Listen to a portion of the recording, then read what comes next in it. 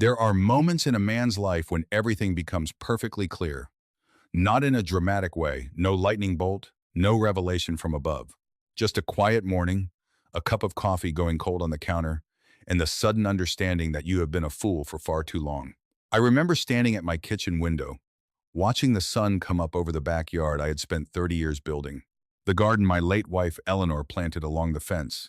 The oak tree our son Marcus used to climb when he was 7 years old. The stone patio I laid myself one weekend in October, the year before she got sick. I remember thinking, I built all of this, every inch of it, and somehow I am the guest. But I am getting ahead of myself. Let me take you back to where it started, friends. Let me tell you how a 64-year-old retired civil engineer, a man who had calculated load-bearing tolerances for bridges that would outlast him by centuries, somehow failed to notice the weight that was slowly collapsing his own home. My name is Robert. My son Marcus is 36. His wife is named Diane. They had been married for 2 years when Marcus called me one evening and asked if they could stay with me just for a few months while they waited on a condo they were purchasing in Portland. The deal was taking longer than expected, he said. Just a temporary thing, he said. 3 months, tops. I said yes without hesitation. Of course I did. Marcus was my son. This was his home too, in every way that mattered. I had a 4-bedroom house all to myself, and I will be honest with you, the quiet had started to feel less like peace and more like absence. I thought it would be good to have some life in the halls again. That was 18 months before the morning I stood at the kitchen window with my cold coffee. In the beginning, it was fine. Better than fine, actually. Marcus helped me fix the gutter on the north side of the house. Diane cooked on Thursdays, and her pasta was genuinely excellent. We watched old movies on Friday nights. It felt like family in the best sense of the word. The changes were gradual, so gradual I barely registered them at first. The way you don't notice a house settling until the day a door won't quite close anymore. It started small. Diane rearranged the living room furniture without asking. I came home from my Thursday morning walk and the couch was against a different wall, and my father's armchair, the leather one, the brown one with the cracked left armrest that I have been meaning to repair for 15 years and will probably never repair and don't care, was in the corner facing away from the television. When I mentioned it gently, she said she thought it would open up the flow.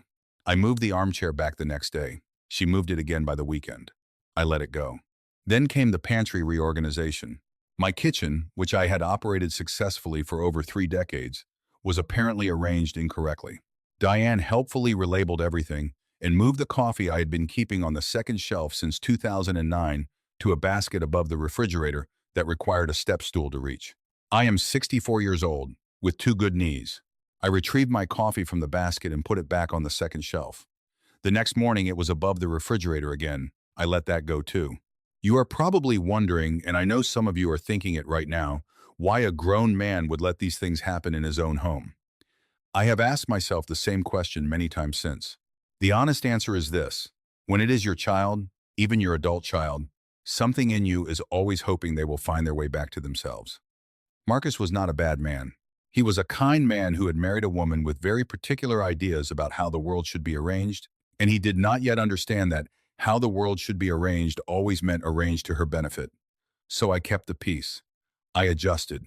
I told myself it was temporary. The condo in Portland fell through. There was some issue with financing, Marcus told me, without elaborating. They would need a few more months. I said that was fine. By month 8, Diane had begun using my car on weekdays because hers made a sound. By month 10, she had converted the guest room I used as a study into what she called a creative space, moving my drafting table, my books, and 30 years of project files into the garage without asking me first. I found them stacked in cardboard boxes next to the lawnmower. One of the boxes already warped from moisture. I moved the files inside. I said nothing. By month 12, she had a standing grocery order that charged automatically to the household account. I had foolishly added her name to for convenience. She did not consult me about what went on the order. The bill had quietly grown from my usual $140 a week to nearly $380. And Marcus, my son, my boy who used to climb that oak tree, said nothing. I would catch him sometimes with a look on his face that I recognized as guilt, quickly covered. He knew. He always knew. He just did not want to be in the middle of it, which meant he had chosen a side without admitting it to himself. I was patient. I was so patient. Retirement had given me time, and I told myself time was all this needed.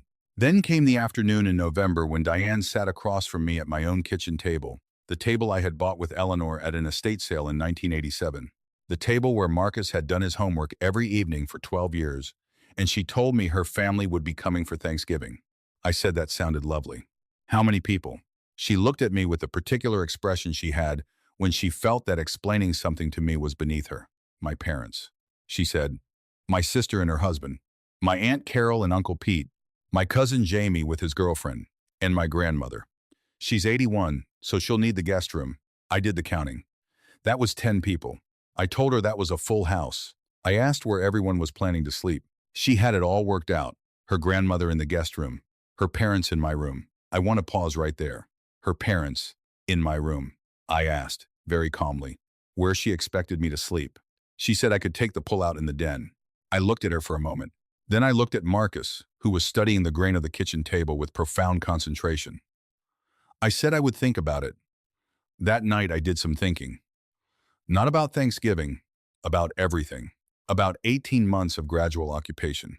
About my armchair in the corner and my coffee above the refrigerator and my files in the garage and $380 a week in groceries and my son's eyes on the kitchen table. I thought about Eleanor, who had been the most gracious woman I ever knew, and who would have offered anyone a place to sit and a plate of food, but who also would have looked at this situation and said, quietly but clearly, Robert, that is enough. I decided she was right. I want to be clear about something, friends. I did not make any decisions out of anger. I am an engineer. I do not build out of anger. I build from plans, from measurements, from careful understanding of what load a structure can actually bear. What I did over the following weeks, I did methodically, without drama, without warning. The first thing I did was call my financial advisor and remove Diane's name from the household account. The second thing I did was open a separate account at a different bank and transfer my regular funds there.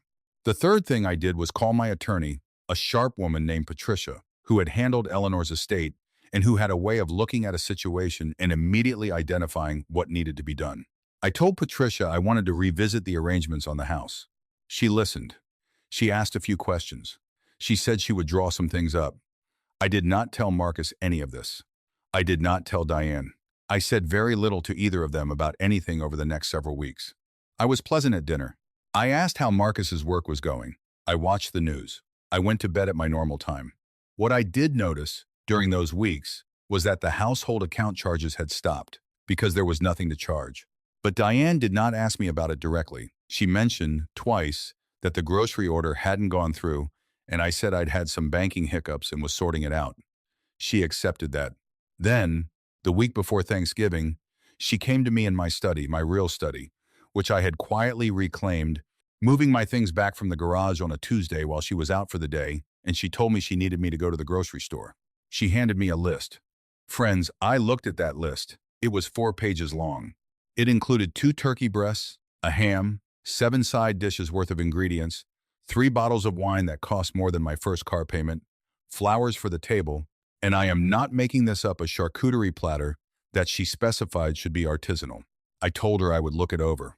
She said she needed it done by Friday. I told her I understood. On Wednesday morning, I got up at 5, made my coffee from the second shelf where it belonged, and I called my old colleague Dennis in Scottsdale, Arizona. Dennis and I had worked together for 20 years. He retired the same year I did and had been asking me to come out for a golf week since the spring. I told him I was finally taking him up on it. I would arrive Friday evening. I would stay through the following weekend. Dennis was delighted. I booked a direct flight. I reserved my rental car. On Thursday evening, I made dinner for the 3 of us. A real dinner: roast chicken, roasted potatoes, green beans with almonds, because Eleanor used to make green beans with almonds and it had been a while. I set the table properly. We ate together, and the conversation was ordinary, even warm. After dinner, while Marcus was washing up, Diane asked if I had gotten the groceries. I told her no. She stopped. She turned to look at me. I told her I wouldn't be getting the groceries. I told her I wouldn't be cooking Thanksgiving dinner, and I wouldn't be sleeping on the pullout in my own den. I told her I was flying to Scottsdale on Friday morning to see an old friend, and I wished her and her family a very pleasant holiday. She stared at me. The family is coming on Tuesday, she said. I told her I knew. You can't just leave. I looked at her very steadily and I said, Diane, This is my house. I can do whatever I like in it. You are welcome to use the kitchen, the living room, and the guest accommodations. Your grandmother can have the guest room. Your parents may use the fold-out. I have arranged nothing further, and I will not be here to arrange anything further. I hope you all have a wonderful time. Marcus had appeared in the doorway. He was looking between us. I told him good night. I told them both good night. I went to bed. I want to tell you about Scottsdale, friends, because I think it matters. I want to tell you about the way the sun comes up over the desert different from any sunrise I had seen before. Dennis had a beautiful home out there, clean and quiet, and we played 18 holes every morning and sat on his patio in the evenings with cold drinks, watching the sky go amber and purple and dark. His wife Carol made breakfast each morning without being asked and without keeping score, and I sat at their kitchen table and felt the specific relief of being somewhere I was genuinely wanted. I called Marcus twice. He did not answer the first time. The second time, on Wednesday Thanksgiving Eve, he picked up. His voice sounded like a man standing in a hallway he doesn't know how to leave. He told me that Diane's family had arrived and the house was very full. I told him I imagined so. He said Diane was upset about the groceries. I told him the grocery stores were open until 9, and there were 2 within 3 miles of the house. There was a pause. He asked me when I was coming home. I told him Sunday. Another pause. He said, "Dad, I think we need to talk when you get back." I told him I thought so too. I told him I loved him. I meant it completely. I am going to tell you what I found when I came home on Sunday evening, and I am going to let you feel whatever you feel about it, because I think that is the honest way to tell a story like this one. The house was a mess. Not destroyed, not malicious damage, but the kind of mess that happens when 10 people who are not invested in a place spend 5 days in it. There were dishes, there were wine rings on the coffee table. The good guest towels had been used and left on the bathroom floor. The garden along the fence, Eleanor's garden, the one with the lavender and the climbing roses, had been walked through by what appeared to have been several people because there were footprints in the bed and 2 of the rose canes were snapped. I stood in the doorway of the garden for a long moment. Then I went inside and made my coffee and sat down at my kitchen table. Marcus came downstairs 20 minutes later. He looked like he hadn't slept well in 5 days, which I suspected was accurate. He sat across from me. He wrapped both hands around the mug I had already set out for him, because I am still his father and I will make his coffee until I cannot anymore. He said, "I'm sorry, Dad." I told him I appreciated that. He said Diane's family had been difficult. He said there had been arguments about the sleeping arrangements and arguments about the food and arguments about who was doing what, and at some point Diane had called him at work on Friday, absolutely furious about something involving the Wi-Fi password, which I had changed before I left, simply because it seemed like a reasonable precaution. I told him I had changed it. Yes. He nodded slowly. He looked at the table. He was quiet for a moment. Then he said, "She went to the grocery store. She used her own card." I told him I was glad she was able to manage. He looked up at me then. Really looked at me, the way he hadn't in months. And I saw on his face something I hadn't seen in a very long time. Not guilt. Something older and more honest than guilt. He said, "I didn't know how to handle any of this. I kept thinking it would sort itself out." I told him that was a reasonable hope. I told him I had held the same hope for about 16 months longer than I should have. He asked me what I wanted to happen. I told him I had some things to share with him. I had prepared, actually. I had a folder on the table beside my coffee, and I opened it, and I put it in front of him. It was a simple document. Patricia had helped me with the language, but the substance was mine. It outlined, factually and without drama, the financial arrangement of the past 18 months, the grocery charges, the car use, the account additions, the files damaged in the garage, for which I had gotten an archivist's assessment of replacement cost. The total figure at the bottom of the page was not small. There was a second page. It was a proposal. Marcus and Diane could continue to live in the house if they chose under a formal lease agreement, at market rate for the room and board they occupied, with a clear accounting of shared costs. Or they could make a plan to find their own place within 60 days, and I would contribute 1 month's security deposit on an apartment as a parting gift, because he was my son and I wanted him to land on his feet. There was a third page. I had not shown this one to Patricia because it was personal rather than legal. It was a letter to Marcus. It told him I was not angry with him.